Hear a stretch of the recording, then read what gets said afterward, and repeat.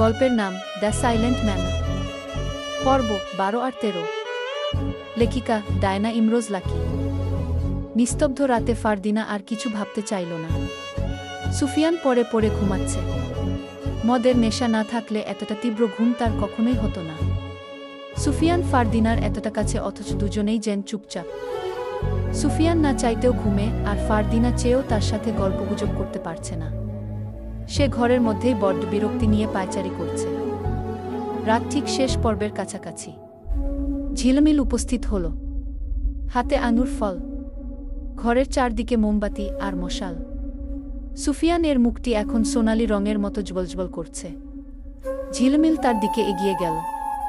ফারদিনাকে উদ্দেশ্যে করে রং ঢং করে বলল, এই রাইতের সুযোগ হাতছাড়া কেন করতেছ? তারে জাগাও, এরপর চাঁদনি রাতে ঘুরতে যাও। কি বলছিস? নেশার ঘোরে আছে, ডাকলেই জাগব নাকি? আমি জাগামু কিভাবে? হাকিমরা নেশা কাটানোর জন্য কি করে জানোছ না? দেই ছাঁচ অথবা তেঁতুলের তৈরি করা জড়িবুটি, এতে নেশা কাটে। যা জলদি নিয়ে আয়। কিন্তু প্রতিটি কাজেরই পারিশ্রমিক আছে। আমিও এই কাজটা পারিশ্রমিক নিয়েই করতে চাই। উফ, কি চাস তুই? আমারে সোনার একখান আংটি দিতে হইব। দিবি? দীপ যা। এখন ঝিলমিল চলে গেল জড়িবুটি আনতে। 15 মিনিট পর হাজির হয়। রাত এখন ঠিক 4টা। ঝিলমিল জড়িবুটি ফারদিনার হাতে তুলে দিয়ে চেয়ারে হাঁটু ভাঁজ করে বসে মনের আনন্দে আঙুর ফল খাচ্ছে। জড়িবুটির জল সুফিয়ান এর মুখে চামচের সাহায্যে দেয়া হলো। যতই ঘুমে থাকুক না কেন, হাকিম এর মতে মদ এর নেশা কাটানোর জন্য এই জড়িবুটি যখন এক চুমুক পেটে যায়, তার নেশা তখন কাটতে শুরু করে। সুফিয়ান নড়চড় শুরু করল। ফারদিনার মুখে হাসি আস। জড়িবুটি পুনরায় মুখে দিল। সময় চলে যাচ্ছে। সুফিয়ান এর সেভাবে ঘুম কাটছে না। ঝিলমিল বল, চিন্তা করিস না, তার ঘুম কাইটা যাইব। একটু ডাক, গায়ে হাত দে, উঠে যাইব।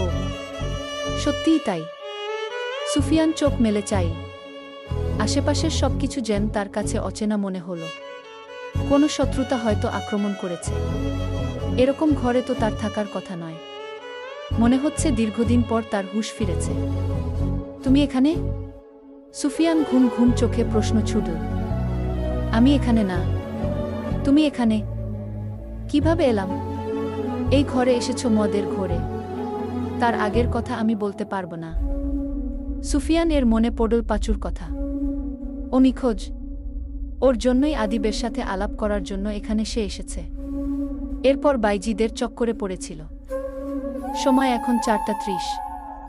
সুফিয়ানকে হাত মুখে জল দেওয়ার জন্য ঝিলমিল একটা হাঁড়িতে জল নিয়ে আসো। সুফিয়ান মুখে জলের ঝাপটা দিল। এখন বেশ সতেজ লাগছে তার। মদ্যপান সে আগে কখনো করেনি। হঠাৎ মদ পানের জন্য সে বেঘোরে ঘুমিয়ে পড়েছিল। আমি বাড়ি যাব, আগামীকাল আসব। একটা কাজেই এসেছিলাম। এত রাতে কেন যাবে? বিপদ হতে পারে, ফারদিনা বলল। হোক, ঘুম যখন ভেঙেই গেছে আর এই দেয়ালের মাঝে ঘুম হবে না। আমার পর্যাপ্ত ঘুম দরকার। তার চেয়ে চলো আমরা বাইরে থেকে ঘুরে আসি। যাবে? এত রাতে? ভয় পাচ্ছ? বলে ফারদিনা হেসে উঠল। বললাম তো আমি ভয় পাই না। তোমাকে নিয়ে ভয় কেন? কলঙ্ক লাগবে, পাপ হবে। সুফিয়ান কোনোভাবেই যেন যেতে রাজি হইল না। ঝিলমিল তখন মায়ের দিকে এগিয়ে গেল। গা ঘেঁষে দাঁড়িয়ে বলল, যাক কে? বাদ দে। তোর মামাতো ভাই শুনেছি আগামীকাল চলে আসবে। তার সাথেই রাইতে ঘোরার ইচ্ছাটা পূর্ণ করবি। চলো। সুফিয়ান রাজি হল। জমিদার বাড়ির পেছনের পথ ধরে দুজনে বাইরে বের হয়। চারদিক থেকে ঝিঙি পোকার ডাক ভেসে আসছে। যে পথে এগোচ্ছে সে পথে ধানের সারি। বাতাসে দুলে ওরাও যেন চাঁদনি রাত উপভোগ করছে। ধানের মাঠের চারপাশে বড় বড় গাছের সারি। নির্জন এরকম একটি রাত ফারদিনা এর আগে উপভোগ করেনি। আজ করছে। ভীষণ আনন্দ হচ্ছে তার। চোখ তুলে একবার সুফিয়ান এর দিকে তাকাল। তোমার ভালো লাগছে না? লাগছে। তোমার জন্য একটা জিনিস এনেছি। দিব? দাও। ফারদিনা সিগারেট বের করে দিল। সুফিয়ান হাত বাড়িয়ে নিল। ধরাবো কিভাবে? লুসিফার ম্যাচ এনেছি। আমি ধরিয়ে দেই? দাও, আমি দেখব তোমার সিগারেটের ধোঁয়া কোনো দিকে উড়ে যায়। এতে কি হবে? তোমার সিগারেটের ধোঁয়া যদি আমার দিকে আসে তবে ধরে নেব তুমি কাউকে ভালোবাসো। এটা অযৌক্তিক। আর ধোঁয়াও তোমার দিকে যাবে না। সুফিয়ান ধোঁয়া ছাড়ল, আর ধোঁয়া ফারদিনার দিকে উড়ে গেল। সে হেসে ফেল। তার হাসি দেখো সুফিয়ান। নিজেও মৃদু হাসল। আমি বলেছিলাম না, আমি বুঝে ফেলব। সুফিয়ান হাসল, কিচ্ছুটি বলল না। ফারদিনাও চুপচাপ। আবহাওয়া ঠান্ডা হয়ে গেল। কুয়াশা পড়ছে। ঠান্ডার গতিশক্তি যেন বেড়ে গেল। ধানের মাঠ পেরিয়ে একটা বড় গাছ দেখল, যার শিকগুলো চিরদিকে গোল হয়ে ছড়িয়ে আছে। তারা দুজন সেখানে বসল। সুফিয়ান প্রথম ফারদিনার ডান দিকে বসে ঘুরে আবার ডান দিকে বসল। এপাশে কেন আসলে? ওপাশ থেকে সিগারেটের ধোঁয়া তোমার নাকে আসত। অসুবিধে হতো? আমার তো বেশ ভালোই লাগছে। গল্প শুনবে? শুনব। কেমন গল্প? বাস্তব গল্প। এক ছিল রাজকুমারী। ভারী সুন্দরী ছিল। তার রূপে সবাই মুগ্ধ হতো। সে চঞ্চল এবং রাগী ছিল। খুব সহজে রাগ দেখাত না। 7 ভাইয়ের এক বোন ছিল। তার মা ছিল না। ছিল দুধমা। মা আগেই মারা যায়। রাজকুমারী ছিল 7 ভাই ও তার বাবার ভীষণ আদ্যের সুফিয়ান থাম। সিগারেট শেষ পর্যায়ে। তারপর কি হলো? রাজকুমারী এক সাধারণ প্রজার প্রেমে পড়ে। প্রজা ছিল সুদর্শন পুরুষ, যার রাগ, তেজ, আত্মসম্মান বোধ ভারী কঠোর ছিল। তারপর কি হলো? রাজকুমারী তার ভালোবাসার কথা প্রকাশ করলে প্রজা রাজি হয়। এভাবে কিছুদিন সবকিছু ভালোভাবে চললেও হঠাৎ একদিন রাজকুমারী অসুস্থ হয়ে পড়ে। সুফিয়ান থেমে গেল। সে চোখের কর্নার থেকে আবছা কারো ছায়া দেখতে পেল। গল্পটা অসমাপ্ত থাকল। রাত এখন শেষের দিকে। সুফিয়ান ফারদিনাকে চুপ থাকার ইঙ্গিত দিয়ে নিজের পিছনে নিয়ে গাছটার পেছনের দিকে খুঁজতে শুরু করল আবছা ছায়াগুলোকে। ওরা ছায়া না, 4-4টে মানুষ। সুফিয়ানকে দেখে একজন দৌড়ে পালাল, আর একজন দৌড়ের জন্য প্রস্তুত হল। বাকি দুজনকে সুফিয়ান ধরে ফেল। ওরা দুজন কাপা কাপা গলায় মাফ চাইছে। আমাদের কিছু করবেন না, আর এরকম কিছু করব না। ওরা কি বলতে চাইছে সুফিয়ান বুঝতে পারল না। প্রশ্ন করল, কি করবি না? এখানে লুকিয়েছিলিস কেন? আমাদের চুপচাপ দেখছিলি কেন? ওরা দুজন দুজনের দিকে দেখল। কণ্ঠ ভারী, দেহ ভারী, চুলগুলো বড়। মনে হচ্ছে অনেক দিন কাটে না।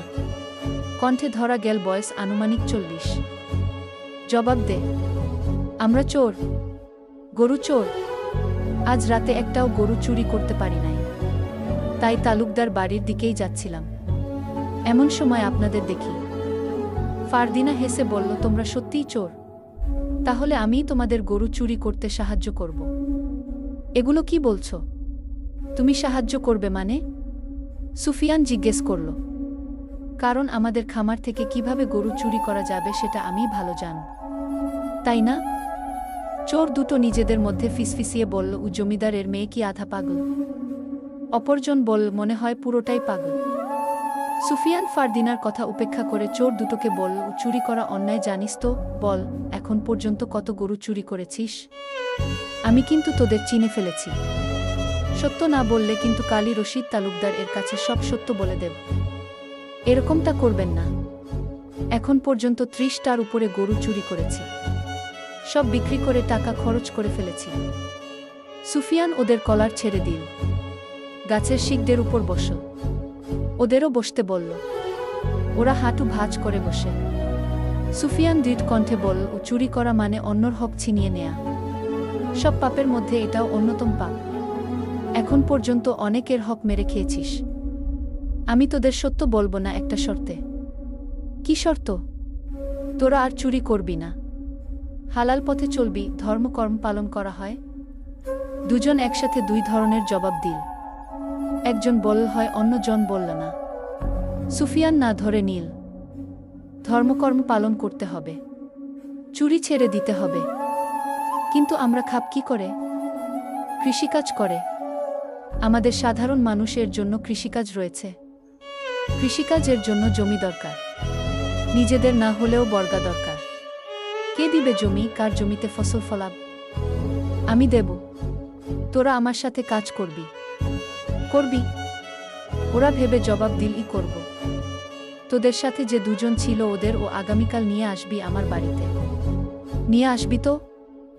আসব। তোদের বাড়িঘর আমি চিনি। তোরাই যে চোর তা জানতাম না। এখন বল তোদের নাম কি? ওরা ভেবে বলল, আমার নাম বদরু কালাই, অপরজন বলে হাবলু লাঠিয়াল। লাঠিয়াল? সুফিয়ান নিচু স্বরে বলল, আগে আমি লাঠিয়াল দলে ছিলাম, সময় এখন আমায় গরু চোর বানিয়ে দিয়েছে। অসাধারণ, সুফিয়ান হাফ ছেড়ে বলল। অসাধারণ বলায় হাবলু দাঁত বের করে হিহি করে হেসে উঠল। হাসছিস কেন? ওই যে আপনি অসাধারণ বললেন। তোদের পূর্ব পরিচয় শুনে অবাক হলাম। যাক গে, ভোরবেলার কাছাকাছি সময়। আজ চলে যা। আগামীকাল তোরা 4 জন আমার বাড়িতে আসবি। মনে থাকবে? থাকবে। ওরা চলে যায়। ফারদিনা এতক্ষণ চুপচাপ দাঁড়িয়েছিল। এতক্ষণ পরে সবে মুখ খোলার সময় হলে যেন তার।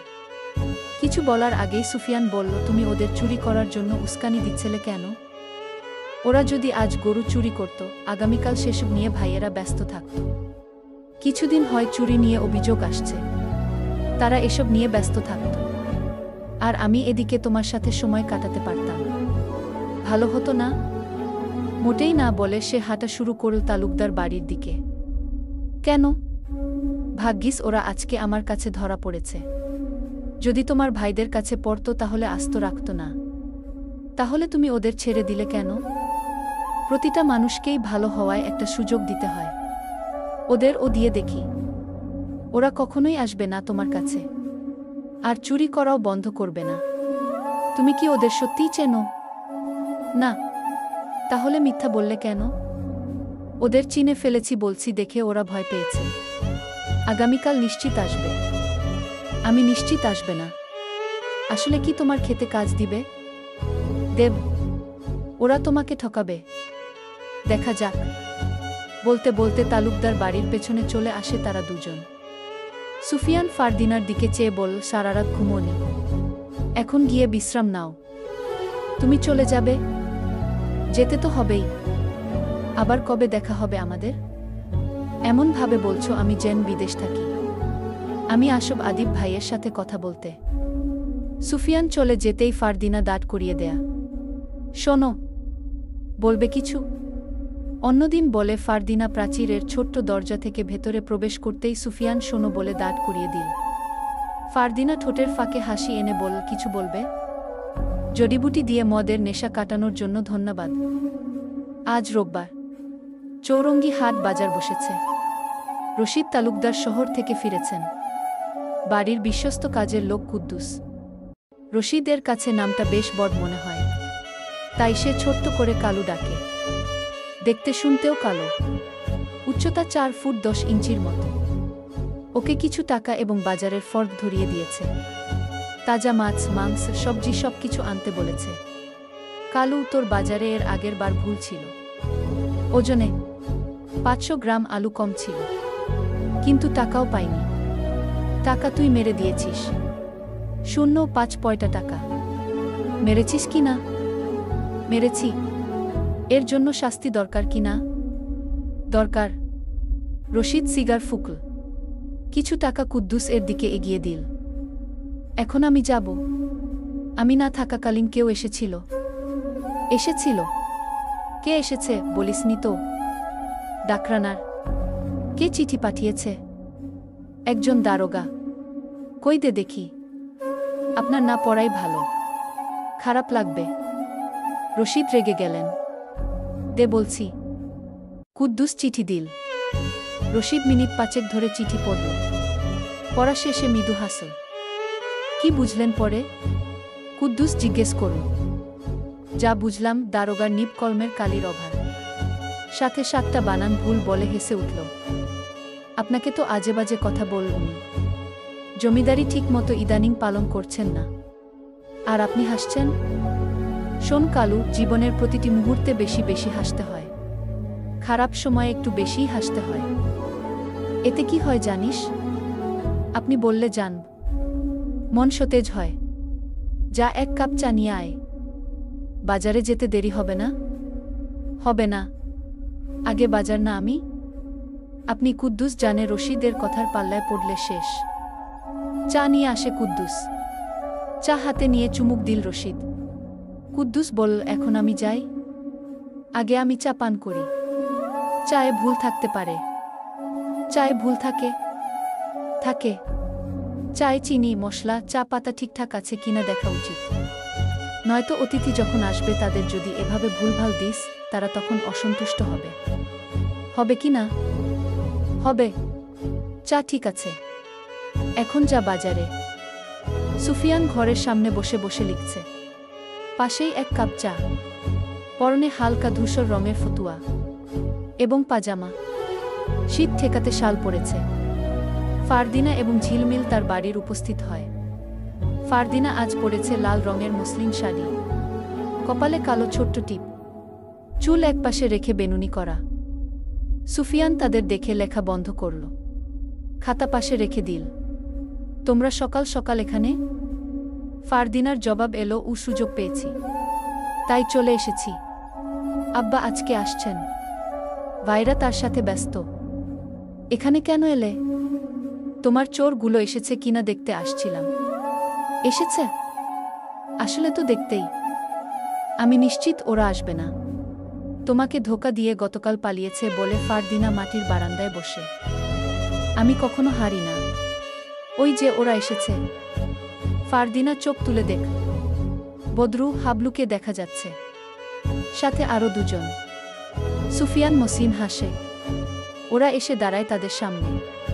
পরনে চারজনের সাদা লুঙ্গি। সাদা আর সাদা নেই, মলা জমে কালচে হয়ে গেছে। গায়ে পুরাতন ফতুয়া। চুল দাড়িতে ভরপুর। সুফিয়ান একটা পাটি দিল। ওরা চারজন পাটিতে বসে। সুফিয়ান বলল, তোরা আমার সম্মান রক্ষা করেছিস। তোরা চোর, কিন্তু বয়সে আমার থেকে বড়। আমি তোদের তুই ডাকছি। যেদিন ভালো কোনো কাজ করতে পারবি ওদিন তুমি বলবো। বুঝেছিস? বুঝেছি, বদরু বলল। চুরি, বাটপারি এসব অন্যায়। আজ থেকে এসব বন্ধ। তোদের আমি কাজ দেব। ফসল চাষের। করবি তো? করব, হাবলু বলল। এবার বল, তোরা চারজন মিলে কিভাবে গরু চুরি করতি? বদরু নিজের দলের দিকে চেয়ে নিল। এরপর বলল, লাল মিয়া আমার পেছনে বসা। ওর কাজ ছিল রাতে সবার বাড়ির আনাচে কানাচে চোখ রাখা। সোলেমান, যারা গরুর ব্যবসা করত তাদের সাথে ভালো বন্ধুত্ব করত, তাদের ঠিকানা জানত। হাবলু আর আমি গরু চুরি করতাম। চুরির রাতে আমরা একসাথেই থাকতাম। চুরির পরদিন নদীপথ ধরে গরুগুলো শহরে নিয়ে বিক্রি করতাম। তোদের কৌশল আমার ভালোই লেগেছে। এতটুকু বলে থামতেই ফারদিনা বলল, শোনো, তুমি তোমার বৈঠক শেষ কর। আমি রাতে অপেক্ষায় থাকব। ফারদিনার কথা শুনে হাবলু আর বদরু কানা ফুসফুস করে বলল, মেয়েটা সত্যিই পাগল। কথাটি সোলেমান শুনে খিলখিল করে হেসে উঠল। হাসলি কেন? সুফিয়ান প্রশ্ন করল। ততক্ষণে ফারদিনা ও ঝিলমিল চলে যায়। ওরা চুপচাপ রইল। শোনো, তোদের কাজ আমি ভাগ ভাগ করে দেব। আজ্ঞে বলুন, বদরু বলল। সোলেমান, তোর কাজ হচ্ছে সন্ধ্যা থেকে ভোর 6টা পর্যন্ত পুরো গ্রাম ঘুরে ঘুরে দেখা। গ্রাম ঘুরে দেখার কি আছে? বলে আবার হেসে উঠল সোলেমান। নজর রাখতে হবে এবং কোথায় কি ঘটে সে ব্যাপারে আমাকে খবর দিতে হবে। এক কথায় গোয়েন্দাদের মত। পারবি? পারব। তাদের বৈঠকের মাঝে মজিদ মিয়া উপস্থিত হয়। কাঁধে গামছা, চোখে মুখে আতঙ্কের ছাপ। সুফিয়ান, শুনছ? কি হয়েছে চাচা? শামসুলের পোলাডা আইজ সকালে পাওয়া গেছে। ভালো সংবাদ। কোথা ছিল? কি অবস্থা পাচুর? বাইচা থাকলে তো ভালো থাকত। কেউ মায়েরা ফালাইছে। কি বলছেন? হয়, শরীরে এক ফোঁটা রক্ত নাই। মুন্ডু আলাদা। সূর্য উঠেছে একদম মাথার উপরে। কুয়াশা মোটেই নেই। শামসুলের বাড়িতে কিছু গ্রামবাসী ভিড় করে রেখেছে। আজ সকালে একটা নর্দমার পাশে পাচুকে পেয়েছে। সমস্ত শরীর ধবধবে সাদা ছিল। মনে হয়েছে কেউ শরীরের রক্ত চুষে নিয়েছে। মুন্ডু তার সাথেই ছিল। পাঁচুর মা চিৎকার করে কাঁদছে। শামসুল পাশেই মাথায় হাত দিয়ে বসে আছে। তার প্রথম একটি কন্যা সন্তান হয়। ভূমিষ্ঠ হওয়ার পরপরই মারা যায়। এরপর দীর্ঘ একটা সময় কেটে যায়। এরপর পাঁচু জন্ম নেয়। পাঁচুর জন্মের সময় সবাই বেশ খুশি ছিল। আজ খুশিটা হারিয়ে গেছে। একজন লোক গিয়ে রশিদ তালুকদার এর কাছে সংবাদটি পৌঁছায়। সে বলেছে এই বিষয়ে দারোগার সাথে কথা বলবে, তদন্ত করবে। আপাতত বিষয়টি নিয়ে যেন মাথা না ঘামানো হয়। গ্রামের দুর্নাম হবে। রশিদ তালুকদার চান না তার গ্রামে দুর্নাম ছড়াক। দুপুরের পর পাঁচুর জানাজা সম্পন্ন হয়। সুফিয়ান ও তার সাথে 4 জন চোর উপস্থিত ছিল। সুফিয়ান তার ঘরের সামনে বসে আছে, হাতে সিগারেট, মুখে চিন্তার ছাপ। বদরু, হাবলু, সোলেমান, লাল মিয়া পাটিতে বসে আছে। সুফিয়ান এর ধোঁয়া ওদের দিকে যাচ্ছে। লাল মিয়া বলল, আজ আমাদের কি কাজ দেয়া হবে নাকি চলে যাব? কেন, আজ কি হয়েছে? লাল মিয়া কিছুটা বিভ্রান্ত হল। না, আপনি দেখছি খুব চুপচাপ। সিগারেট টানছি, এই জন্য চুপচাপ। সোলেমান, এর কাজ আজ রাত থেকেই শুরু। বদরু, ওইখানে কোদাল আছে। রাস্তার পাশে পূব আর উত্তর এর কোনাকুনি জমিটা আমার। জমিদারের ছেলে আদিবের থেকে বর্গা নিয়েছি। তুই ওখানে চলে যা, খালি অংশের মাটিগুলো চাষের জন্য উপযোগী কর। বদরু হাতে কোদাল নিয়ে চলে যায়। সুফিয়ান এর সিগারেট শেষ। আর একটা ধরালো। বাকি রইল হাবলু এবং লাল মিয়া। ওরা ওদের দায়িত্ব পাওয়ার জন্য অপেক্ষাকৃত। দুজন উসখুস উসখুস করছে। সুফিয়ানকে নীরব দেখে হাবলু বলল, আমাদের কি কাজ দিবেন? লালা মিয়া, প্রতি রাতে তুই ঘন্টা 2 জন্য নর্দমার দিকে উকিঝুঁকি মারবি। পারবি না? পারব। আর দিনে আমার খেতে চাষ করবি। হাবলু, তোদের চাষাবাদে জলের ব্যবস্থা করে দিবে। আমিও তোদের সাহায্য করব। বুঝেছিস? বুঝেছি। এখন যা, কাজে লেগে পড়। সন্ধ্যার সময়টাতে ঘরের সামনে অলুই জ্বালিয়েছে। তার চারপাশ ঘিরে সবাই বসে আছে। রশিদ বসে বসে পান চিবোচ্ছে আর একটু পরপর পিকদানিতে পিক ফেলছে। ঠোঁট লাল। অলুইয়ের সোনালি আলো তার পরনের ঝমকালো পোশাক আরও ঝলমলিয়ে উঠেছে। অলুইয়ের অন্য পাশে আদিব, আরিব এবং সায়েম এবং রায়ান। জেবুন্নেছা সবার জন্য চায়ের ব্যবস্থা করে। নিজ হাতে চা বানিয়েছে আজ। অলুইয়ের তাপে সেও বসে। সে গম্ভীর গলা রশিদকে লক্ষ্য করে বলল, একটা কথা বলার ছিল, যদি তুই অনুমতি দিস তবেই বলব। পিক ফেললে পিকদানিতে রশিদ। এরপর জবাব দিল, তুই আমার আদরের বোন। অনুমতি চাইছিস কেন বল? ফারদিনার বিয়ের বয়স হয়েছে। যুবতী মেয়ে, এখনই সময় বিয়ের। সংস্কার বলে একটা কথা আছে। যত দ্রুত বিয়ে দিবি সম্মান বেঁচে যাবে। ওকে কে বিয়ে করবে? ওকে বিয়ে করলে তো আমরাই। বাকি কথা গিলে ফেল সায়েম। তার কাঁধে হাত রেখেছে আরিব। ওকে কে বিয়ে করবে মানে? আমাদের মেয়ে কত সুন্দরী। বিয়েতে আমরা স্বর্ণ অলংকার সবই তো দেব। রশিদ নড়েচড়ে বসল। আদিব চা পান করছে। বিয়ের আলাপে সে মতামত পোষণ করল না। রশিদ বলল, ভেবে দেখ। প্রতিটি সিদ্ধান্ত ভেবে চিনতে নেওয়া উচিত। কি উচিত কি না? উচিত, জেবুন্নেছা বলল। আমার 4 ছেলের একমাত্র বোন ফারদিনা। ওদের মতামত নিতে হবে। আমরা এই বিষয়ে পরে আলাপ করব। কুদ্দুস উপস্থিত হল, লণ্ঠন হাতে। খামার থেকে এসেছে। সবকিছু ঠিকঠাক আছে কিনা দেখে এসেছে। কুদ্দুস বলল, কি নিয়ে আলাপ হচ্ছিল? মুখে অজানা হাসি। জেবুন্নেছা বলল, ফারদিনার বিয়ে নিয়ে। আমিও এখনো বিয়ে করেনি বল কুদ্দুস। এরপর হেসে উঠল। সেই সাথে সায়েম, রায়ান, আরিব ও হেসে উঠল। তুই কি ভাবছিস তুই সর্দার এর মেয়ে বিয়ে করবি? রশিদ জিজ্ঞেস করল। আপনি বললে আমার কোনো আপত্তি নেই বলে লজ্জা পেল যেন। সবাই ওর কথা শুনে হেসে ফেল। রশিদ বলল, ফারদিনা তোর বোনের মতো। তোর ছোট্ট বোন। কি হয়? বোন। বুঝেছি আমি। গতকাল সুফিয়ান আদিবের সাথে দেখা করতে গিয়েছিল, কিন্তু দুর্ভাগ্যবশত দেখা হলেও কথা হয়নি। আজ তার সাথে দেখা করতে যাবে বলে নিশ্চিত করল। তবে এখনই নয়, রাতের খাবার তৈরি করছে। চুলায় ভাত বসিয়েছে। সিদ্ধ ভাতের ঘ্রাণ আসছে। ভাত পুরোপুরি হতে আর মাত্র 10 মিনিটের মতো বাকি। নিব কলম দিয়ে সাদা কাগজে গল্প লিখছে। 10 মিনিটে 5 থেকে 6টা লাইন তৈরি করা যাবে। এমন সময় নূপুরের আওয়াজ ভেসে আসে। লেখা বন্ধ করল। আশেপাশে আর কোন ঘর নেই। এক বাড়িতে সে একা থাকে। ঠক ঠক শব্দ আসো। দরজায় টোকা দিচ্ছে। কিছুক্ষণের জন্যে ফারদিনাকে সন্দেহ করল। এরপর দরজা খুলে দিল। দরজার ওপাশের মানুষটাকে দেখে অবাক হল। বাইজি কন্যা মেহের, আপনি এত রাতে এখানে? ভেতরে আসতে বলবেন না? সুফিয়ান সেকেন্ড দুয়েক চুপ থেকে বলল, আসুন।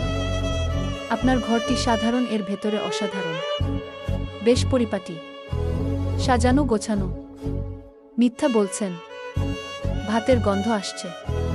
চুলায় নিশ্চয়ই ভাত। হ্যাঁ। আপনি এ রাতে এখানে কেন? আপনাকে দেখতে এলাম। খোঁজ পেলেন কিভাবে? রায়ন দিয়েছেন। চোখ পড়ল টেবিলে। কিছু বই সাজানো। তৃতীয় সারির বইয়ের নাম সিরি ফরহাদ। মেহের জিজ্ঞেস করল, আপনার জীবনে সিরি আছে? আছে। সে কি ফারদিনা? ভাতটা নামিয়ে আসি? আসুন। ভাত নামিয়ে সুফিয়ান আসলো। মেহের বেতের চেয়ারের উপর বসে আছে। মাঝে ছোট্ট একটা টেবিল, তার উপরে লণ্ঠন। সামনের চেয়ারে এসে বসে সুফিয়ান। এক কাপ চা দিল মেহেরের দিকে। মেহের বলল, চা আপনি বানিয়েছেন? হ্যাঁ, চা ভালো বানাই। খেয়ে দেখুন। আপনি খাবেন না? এক কাপ খেয়েছি। বেশি খেলে ঘুমে ধরবে না। আপনি অনুমতি দিলে একটা সিগারেট ধরাই? আচ্ছা। সুফিয়ান সিগারেট বের করে ম্যাচ দিয়ে ধরালো। লম্বা একটা টান দিয়ে ধোঁয়া ছাড়ল। মেহের তাকিয়ে থেকে বলল, আপনি যেভাবে বসে সিগারেট টানছেন দেখে ইংরেজদের মতো মনে হচ্ছে। ভালো লাগছে। সুফিয়ান চাপা স্বরে হেসে উঠল। অসাধারণ হাসি। মেহের বলল, এর আগে এত সুন্দর হাসি দেখেনি। আজই দেখেছে। বলল, আপনার হাসি অনেক সুন্দর। ফারদিনাও বলেছে। বলেছে? মুখে বলেনি, তবে ওর চাহনি দেখে বুঝেছি। সবার চাহনি দেখে মনের কথা ধরে ফেলেন? ধরতে পারি। বলুন তো আমি কি ভাবছি? আপনি ভাবছেন লোকটা আমার জন্য বিরক্ত নয় তো? সত্যিই তাই ভেবেছি। বললেন না তো আপনার জীবনের সিরিকে? এখনই বলবো না। কেন? যাকে ভালোবাসি তাকেই বলিনি। আমি এসেছি বলে বিরক্ত হয়েছেন? একটু হয়েছি। কেন এসেছেন এখনো পরিষ্কার করে বলেননি। জানতে এসেছিলাম আপনার জীবনের সিরিকে। অন্য একদিন বলবো। সেদিন আমাদের বাড়িতে আসবেন। আমি ঠিকানা লিখে দিয়ে যাচ্ছি বলে একটা সাদা কাগজে কিছু লিখল। কাগজটা সুফিয়ান এর দিকে এগিয়ে দিল। সে নীল। আজ তাহলে উঠি। সুফিয়ান এখন তালুকদার বাড়ি যাবে। আদিবের সাথে কথা বলে দ্রুতই ফিরবে। সঠিক সময়ে ঘুম দরকার, না হলে বিষণ্ণতা দেখা দেয়া। আজ চাঁদ যেন একটু দ্রুতই দেখা দিল। পূর্ণিমা এখন। পূর্ণিমার চাঁদ নাকি সুন্দর হয়। রাতটা চাঁদের মৃদু আলো আলোকিত। চাঁদের আলো ধরেই তালুকদার বাড়ির পথে হাঁটছে সুফিয়ান। আদিব বাড়ির সামনেই দাঁড়িয়েছিল। সিগারেট টানছে। সুফিয়ান এর সাথে দেখা হয়। আদিব আগ বাড়িয়ে বলল, আমি জানি তুই কি বলতে এসেছিস। যাক গে, সেসব ছাড়। সন্ধ্যা থেকেই তোর জন্য অপেক্ষা করছিলাম। জানিস তো আমার বাকি 3 ভাইয়ের সাথে একদম মানসিকতা মিলে না। আমি জানি আদিব ভাই। কিসের আদিব ভাই? তুই আমার বন্ধু।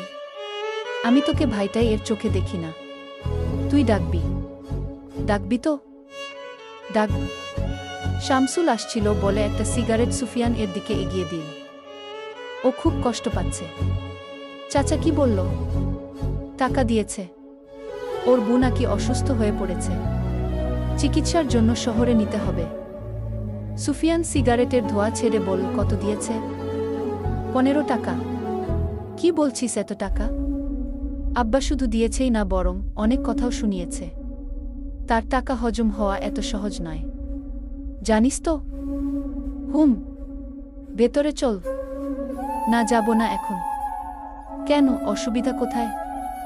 সুফিয়ান সিগারেট ফেলে দিল। তোর মামাতো ভাই এসেছে? না। আগামীকাল আসতে পারে। নিশ্চিত নই। ওকে দিয়ে তোর কি কাজ? কিছু নাই। চল, ঝিলমিলের হাতে এক কাপ চা খেয়ে আসি। ঝিলমিল রান্নাঘরে কুদ্দুস এর সাথে রান্নাবান্নার কাজ করছিল। এমন সময় ডাক পড়ে আদিবের। আদিব বলল, আমাদের দুজনের জন্য 2 কাপ চা আমার ঘরে নিয়ে আয়। ঝিলমিল সুফিয়ানকে গভীরভাবে লক্ষ্য করল। বলল, তোমরা যাও, আমি নিয়ে আইতেছি। আদিবের ঘরটা হল ঘরের কাছেই। ঘরটা থেকে পুকুরটা স্পষ্ট দেখা যায়। পুকুরের জল কখন কখন মাছের সাঁতারে ঢেউ উঠে সেটাও দেখা যায়। সুফিয়ান বারান্দায় গিয়ে একটা সিগারেট ধরাল। চিন্তিত ভঙ্গিতে আদিবকে লক্ষ্য করে বলল, আমি একটা বিষয় ভেবে পাই না কি। কোনো বিষয়ে? আদিব কিছু দলিল নিয়ে ঘাটাঘাটি করছে। পাঁচুকে কারা মারল? শামসুল সামান্য একজন কৃষক, শত্রু নেই। তাহলে ওকে এভাবে কারা মারল? হয়তো পূর্বপুরুষদের শত্রু। না, এর পেছনে অন্য কারণ থাকতে পারে, যা আমরা দেখছি না। তুই কি বলিস? আদিব ঢোক গিলে বলল, এরকমই কিছু হবে। সেসব ছাড়। চা চলে এসেছে, চা পান কর। ঝিলমিল 2 কাপ চা নিয়ে উপস্থিত হয়। 1 কাপ আদিবের দিকে এগিয়ে দিতে দিতে বলল, তোমায় সর্দার এখনই ডাকতেছে। আদিব সুফিয়ান এর দিকে তাকিয়ে বলল, তুই থাক, আমি আসছি। ঝিলমিল সুফিয়ান এর দিকে চা এগিয়ে বলল, তোমাকে আজ অনেক সুন্দর লাগছে। তুই মিথ্যা বলে আদিবকে যেতে বললি কেন? তুমি বুইজা ফালাইছ। কে মিথ্যা বলে আর কে সত্য বলে তা বোঝা যায়। এখন বল, মিথ্যা বললি কেন? আইজ পূর্ণিমা। পূর্ণিমার রায় তো অনেক সুন্দর হয়। ফারদিনা চাইছে তুমি ওরে লইয়া একটু ঘুইরা আসো। আজ আমার সময় নেই। তাছাড়া চাচা আছেন বাড়িতে। জেনে গেলে আমাকে উনি অসৎ ভাববেন। তোমারে আলিমনগর এর সবাই চেনে, তোমার মতো সৎ পোলা আর নাই। যাও, সমস্যা হইবে না। সবার চোখ ফাঁকি দিয়ে ঘুরে বেড়ানোটাও অন্যায়, জানিস তো? এটা কোথায় বলা যাবে? আমার বই যে বলে মৃদু হাসো। তার মানে তুমি যাইবা না? সুফিয়ান চায়ে এক চুমুক দিয়ে বল, শিমুল তলায় অপেক্ষা করছি। যা, ওকে পাঠিয়ে দে। আর শোনো, ওকে বলবি চুলগুলো খোপা করে আসতে। মনে থাকবে? থাকবে। সুফিয়ান হাতে বাঁশি নিয়ে শিমুল তলায় বসে আছে। সুর ধরার চেষ্টা করছে, অথচ নতুন সুর এর সন্ধান করতে পারল না। উদাসীন লাগছে। দৃষ্টি এলোমেলো করে ফেল। ডান দিকে খোলা মাঠ। মাঠের সংস্পর্শে শিমুল গাছ। ঠিক তার বাদিকে তালুকদার বাড়ির পথ। ফারদিনা লণ্ঠন হাতে আসছে। সুফিয়ানের চোখ পড়ে সেদিকে। মনের অজান্তেই ঠোঁটের ফাঁকে হাসি চলে আসে। বাঁশির সুর তৈরি হল। ফারদিনা শুনছে। এই সুর সেদিন এর মতো নয়। এ যেন প্রেমের বার্তা। ফারদিনা লণ্ঠন হাতে বসে তার পাশে। লণ্ঠন রেখে দেয় একপাশে। সুফিয়ান সুর থামিয়ে বল, কেমন লাগলো? খুব সুন্দর। আজকের সুরে কি ছিল? কাউকে কাছে টানার। সে কে? তুমি বলে সুফিয়ান হেসে পুনরায় বলল, খোপা চুলে সুন্দর লাগছে, কিন্তু একটা জিনিসের কমতি আছে। সেটা কি? মালা। আমার বুঝি মালা দেয়া উচিত ছিল? সুন্দর লাগছে না নিশ্চয়ই। আগামীকাল পরব। সুফিয়ান পাঞ্জাবির পকেট থেকে গোলাপ ফুলের একটা মালা বের করল। ফারদিনার চুলের খোপায় গুজে দিল। সে বেশ অবাক হল, বেশ খুশিও হল। বলল, তুমি কিনে এনেছ? আমিই বানিয়েছি। গোলাপ আমার পছন্দের ফুল, আমার হাতে লাগানো গাছ। গন্ধটা সুন্দর না? সুন্দর।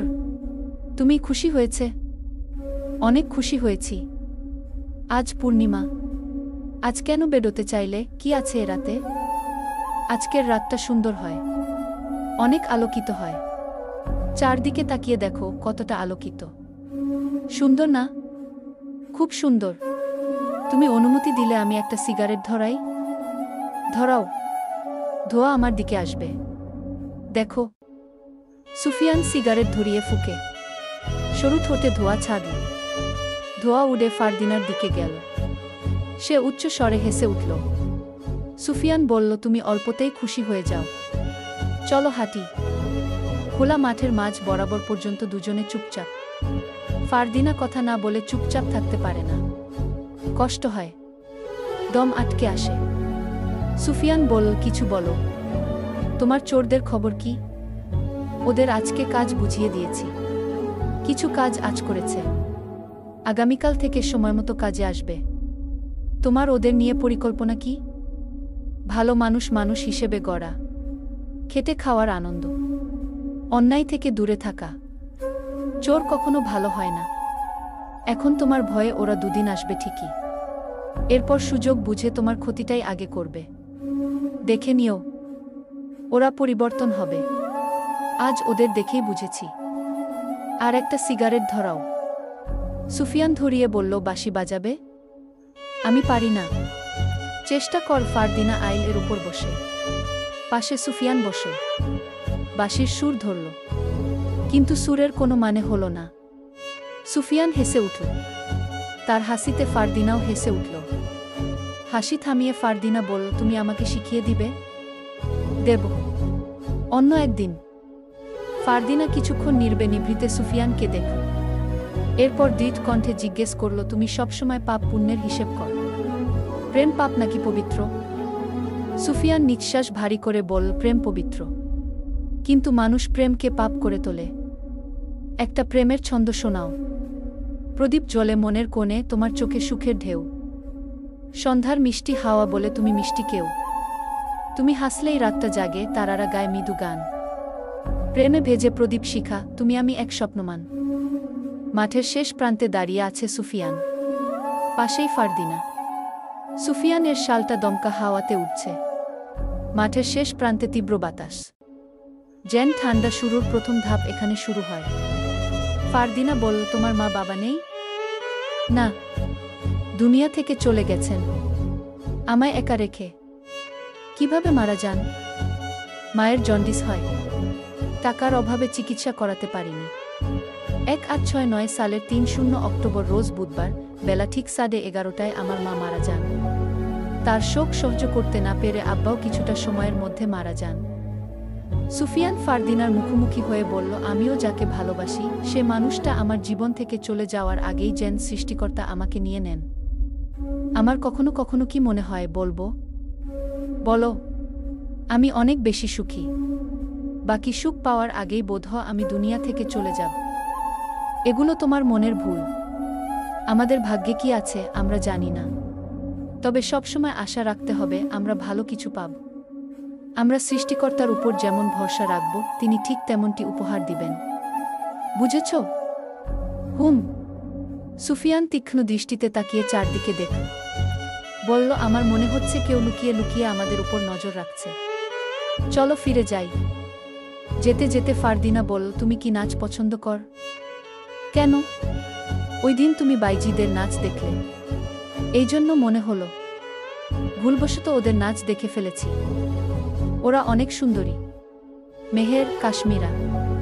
সুন্দর না? তোমার থেকে বেশি নয়। বাড়ির কাছাকাছি তারা চলে আসে। সুফিয়ান একবার হয়ে দাঁড়িয়ে আশেপাশে দেখল। অজানা কারো নজর টের পাওয়া যাচ্ছে।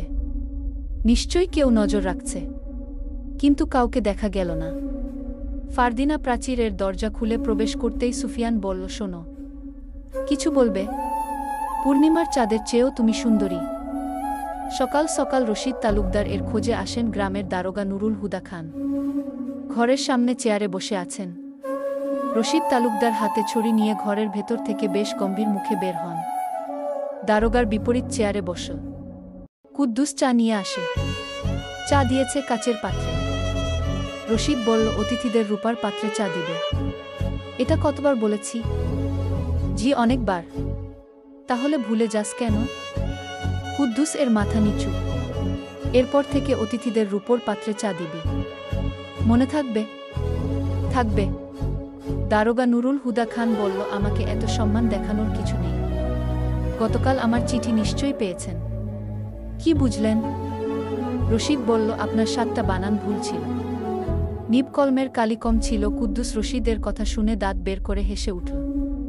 নুরুল গলা পরিষ্কার করে নড়েচড়ে বসল।